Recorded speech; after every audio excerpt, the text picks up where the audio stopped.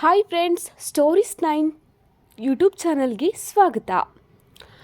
ರಾಮ ಮಂದಿರ ನಿರ್ಮಾಣ ಕಾರ್ಯದಲ್ಲಿ ದೇಶದ ಬೆಸ್ಟ್ ಇಂಜಿನಿಯರಿಂಗ್ ಬ್ರೇನ್ಗಳನ್ನು ಬಳಕೆ ಮಾಡಿಕೊಳ್ಳಲಾಗುತ್ತಿದೆ. ತಜ್ಞ ಇಂಜಿನಿಯರಿಂಗ್ಗಳ ಸಮಿತಿಯನ್ನು ರಚಿಸಲಾಗಿದ್ದು, ಇದರಲ್ಲಿ IIT Delhi, IIT Guwahati, NIT Surat, ರೂರ್ಕಿಯಾ ಸೆಂಟ್ರಲ್ ಬಿಲ್ಡಿಂಗ್ ಇನ್ಸ್ಟಿಟ್ಯೂಟ್ ತಜ್ಞರು, ಐಐಟಿ ಚೆನ್ನೈ, ಐಐಟಿ ಕಾನ್ಪುರದ ತಜ್ಞರು ಇದ್ದಾರೆ. ಈ ತಜ್ಞರ ಸಮಿತಿಯೇ ಹೇಗೆ ಭದ್ರವಾದ ಉತ್ತಮ ಗುಣಮಟ್ಟದ ಮಂದಿರವನ್ನು ನಿರ್ಮಾಣ ಮಾಡಬೇಕೆಂದು ಪ್ರತಿಯೊಂದು ಹಂತದಲ್ಲೂ ಸಲಹೆ, ಮಾರ್ಗದರ್ಶನ ನೀಡುತ್ತಿದೆ. 60 ಇಂಜಿನಿಯರ್ಗಳ ಮಾರ್ಗದರ್ಶನದಲ್ಲಿ 150 ಕಾರ್ಮಿಕರು ನಿತ್ಯ ರಾಮ ಮಂದಿರ ನಿರ್ಮಾಣಕ್ಕಾಗಿ ದುಡಿಯುತ್ತಿದ್ದಾರೆ. 90ರ ದಶಕದಲ್ಲಿ ಅಯೋಧ್ಯೆಯ ಕರಶಾಲೆಯಲ್ಲಿ ರಾಜಸ್ಥಾನದ ಕಲ್ಲುಗಳನ್ನು ಸಂಗ್ರಹಿಸಿ ಮಂದಿರ ನಿರ್ಮಾಣಕ್ಕಾಗಿ ಆರಂಭವಾದ ಕಲ್ಲು ಕೆತ್ತನೆ ಕೆಲಸ ಈಗಲೂ ಮುಂದುವರೆದಿದೆ. ಕಳೆದ 30 ವರ್ಷದಿಂದ ಕರಶಾಲೆಯಲ್ಲಿ ಮಂದಿರ ನಿರ್ಮಾಣಕ್ಕಾಗಿ ಕಲ್ಲುಗಳ ಕೆತ್ತನೆ ಕೆಲಸ ನಿರಂತರವಾಗಿ ನಡೆಯುತ್ತಿರುವುದು ವಿಶೇಷ. ಕರಶಾಲೆಯಲ್ಲಿ ಈಗಾಗಲೇ ಸಾಕಷ್ಟು ದೊಡ್ಡ ದೊಡ್ಡ ಕೆಂಪು ಕಲ್ಲುಗಳನ್ನು ಕೆತ್ತಲಾಗಿದೆ. ಈ ಕಲ್ಲುಗಳನ್ನು ಈಗ ಮಂದಿರ ನಿರ್ಮಾಣಕ್ಕೆ ಬಳಸಿಕೊಳ್ಳಲಾಗುತ್ತೆ. ಕರಶಾಲೆಯಲ್ಲಿ ದೇಶಾದ್ಯಂತ 3.5 ಲಕ್ಷ ಹಳ್ಳಿಗಳ ಜನರು ಮಂದಿರ ನಿರ್ಮಾಣಕ್ಕಾಗಿ ನೀಡಿದ ಇಟ್ಟಿಗೆಗಳನ್ನು ಸಂಗ್ರಹಿಸಿ ಇಡಲಾಗಿದೆ.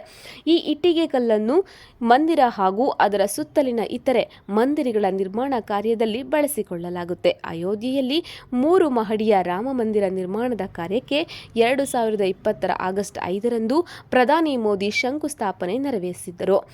ಅದಾದ ಬಳಿಕ ನಿರ್ಮಾಣ ಕಾರ್ಯ ಭರದಿಂದ ನಡೆಯುತ್ತಿದೆ. ಮೊದಲಿಗೆ ಮಂದಿರವನ್ನು 161 ಅಡಿ ಎತ್ತರ ಹಾಗೂ 140 ಅಗಲದ ವಿಸ್ತೀರ್ಣದಲ್ಲಿ ನಿರ್ಮಿಸಲು ನಿರ್ಧರಿಸಲಾಗಿತ್ತು. ಆದರೆ ಈಗ ರಾಮ ಮಂದಿರ ನಿರ್ಮಾಣದ ವಿನ್ಯಾಸದಲ್ಲಿ ಬದಲಾವಣೆ ಮಾಡಲಾಗಿದೆ. ಈಗ ರಾಮ ಮಂದಿರವನ್ನು ಹೆಚ್ಚು ವಿಶಾಲವಾಗಿ ನಿರ್ಮಿಸಲು ನಿರ್ಧರಿಸಲಾಗಿದೆ. ಈಗ ರಾಮ ಮಂದಿರವನ್ನು ಪೂರ್ವ ಪಶ್ಚಿಮ ದಿಕ್ಕಿನಲ್ಲಿ 361 ಅಡಿ ಉದ್ದ, ಉತ್ತರ ದಕ್ಷಿಣ ದಿಕ್ಕಿನಲ್ಲಿ 235 ಅಡಿ ಅಗಲ ಹಾಗೂ 161 ಅಡಿ ಎತ್ತರದವರೆಗೂ ನಿರ್ಮಿಸಲು ನಿರ್ಧರಿಸಲಾಗಿದೆ. ಗುಜರಾತ್ ಆರ್ಕಿಟೆಕ್ಟ್ ಚಂದ್ರಕಾಂತ್ ಸೋಮಾಪುರ ಅವರು ದೇವಾಲಯವನ್ನು ಈ ಹಿಂದೆ 1985 ಹಾಗೂ 1986ರಲ್ಲಿ ವಿನ್ಯಾಸ ಮಾಡಿದ್ದರು. ಈಗ ಅವರ ಪುತ್ರ ನಿಖಿಲ್ ಸೋಮಾಪುರ ದೇವಾಲಯದ ವಿನ್ಯಾಸದಲ್ಲಿ ಸ್ವಲ್ಪ ಬದಲಾವಣೆ ಮಾಡಿದ್ದಾರೆ. ಮೂಲ ವಿನ್ಯಾಸದಲ್ಲಿ 2 ಮಹಡಿಯ ರಾಮ ಮಂದಿರ ನಿರ್ಮಾಣ ಮಾತ್ರ ಇತ್ತು. ಆದರೆ ಈಗ 3 ಮಹಡಿಯ ದೇವಾಲಯ ನಿರ್ಮಾಣಕ್ಕೆ ನಿರ್ಧರಿಸಲಾಗಿದೆ. ಈ ಮೂಲಕ ದೇವಾಲಯಕ್ಕೊಂದು ಗ್ರ್ಯಾಂಡ್ ಲುಕ್ ಸಿಗುವಂತೆ ಮಾಡಬೇಕು. ಜೊತೆಗೆ ಹೆಚ್ಚಿನ ಭಕ್ತರಿಗೆ ದೇವಾಲಯಕ್ಕೆ ಏಕಕಾಲಕ್ಕೆ ಪ್ರವೇಶ ಸಿಗುವಂತೆ ಮಾಡಬೇಕು ಎಂಬ ಪ್ಲಾನ್ ಹಾಕಿಕೊಳ್ಳಲಾಗಿದೆ.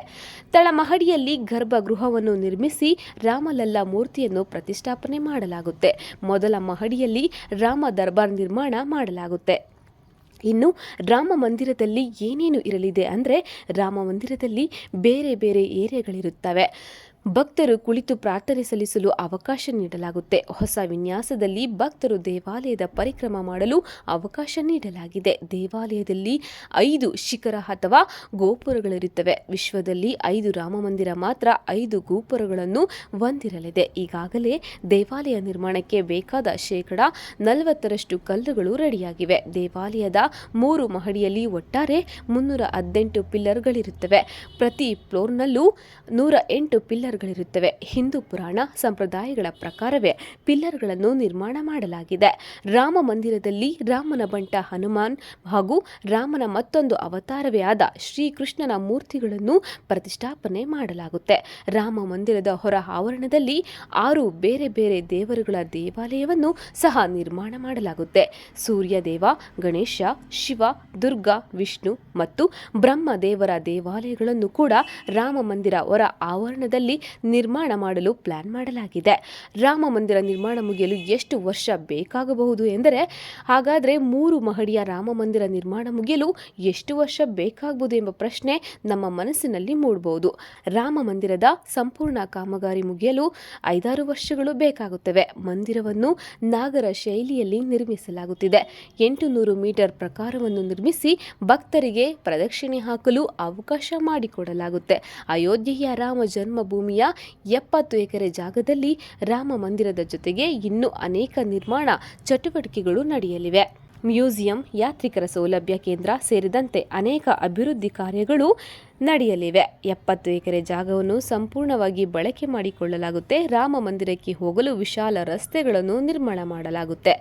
ಅಯೋಧ್ಯೆಯಲ್ಲಿ ರಾಮ ಮಂದಿರ ನಿರ್ಮಾಣಕ್ಕೆ ದೇಶದ 11 ಕೋಟಿ ಜನರು ಹಣದ ಕೊಡುಗೆಯನ್ನು ಸ್ವಯಂ ಪ್ರೇರಿತವಾಗಿ ನೀಡಿದ್ದಾರೆ.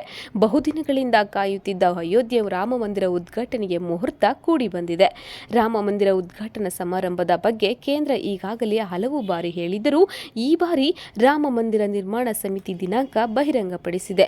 ಈ ಉದ್ಘಾಟನೆ ನಿಮಿತ್ತ 10 ದಿನಗಳ ಕಾಲ ಪೂಜಾ ಕಾರ್ಯಕ್ರಮಗಳನ್ನು ಹಮ್ಮಿಕೊಳ್ಳಲಾಗಿದೆ. ಈ ಅದ್ದೂರಿ ಕಾರ್ಯಕ್ರಮಕ್ಕೆ ಪ್ರಧಾನಿ ನರೇಂದ್ರ ಮೋದಿ ಅವರನ್ನು ಆಹ್ವಾನಿಸಿದ್ದಾರೆ. 2024 ಜನವರಿ 14 ಮಕರ ಸಂಕ್ರಾಂತಿಯಂದು ದೇವಸ್ಥಾನ ಉದ್ಘಾಟನೆಗೊಳ್ಳಲಿದೆ.